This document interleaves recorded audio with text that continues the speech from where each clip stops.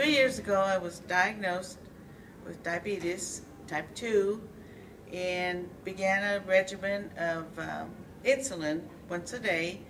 I was started out at 20 units of insulin per day, and then gradually watched my diet, did my walking, and got it down to 18 units.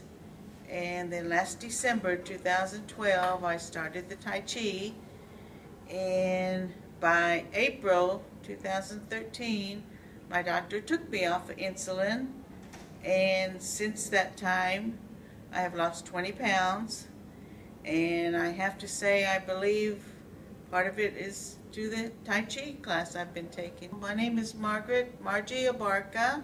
I'm 65 years old and in better health than I've been in a long time, thanks to Tai Chi.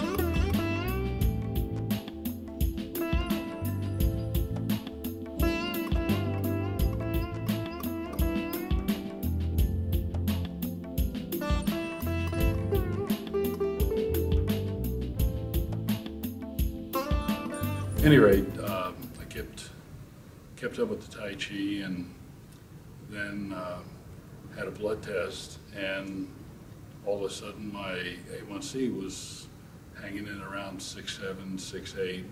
So the doctor started cutting back on some of the medications. And then about a year after that, we had another blood test, and my A1C had dropped to 4.6. And my doctor decided that time to really start getting rid of some medications. That's about the story. So, where are you studying Tai Chi? I'm studying at Turning Point. They've got a real good program going there with a really good instructor named Bill Douglas. Thank you, Al. I appreciate that.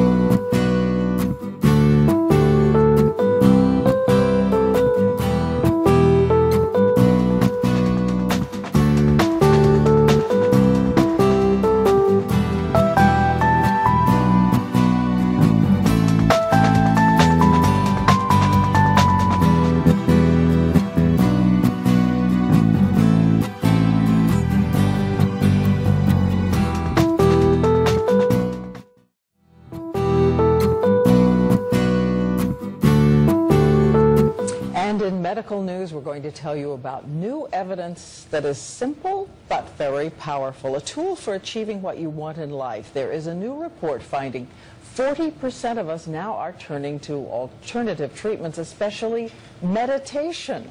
And Dan Harris asked the questions about the growing proof that that works.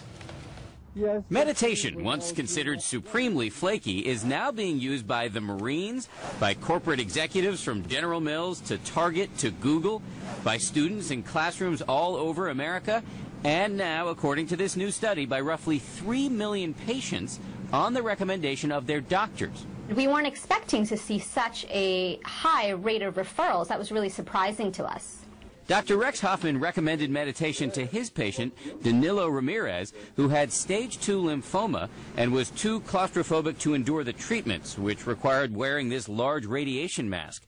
It worked. It was beautiful that my mind was able to control my heartbeat, my breathing, my relaxation. I see us using it more with our patients. The awareness of the breath.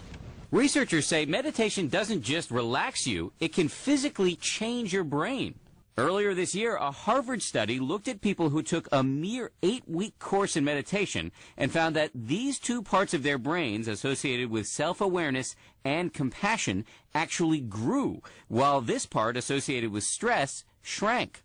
There are lots of different kinds of meditation, but the kind most doctors recommend does not involve wearing robes, chanting, lighting incense, or joining a religious group.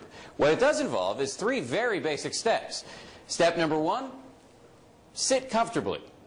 Step number 2, focus on your breath. Feel it going in and out.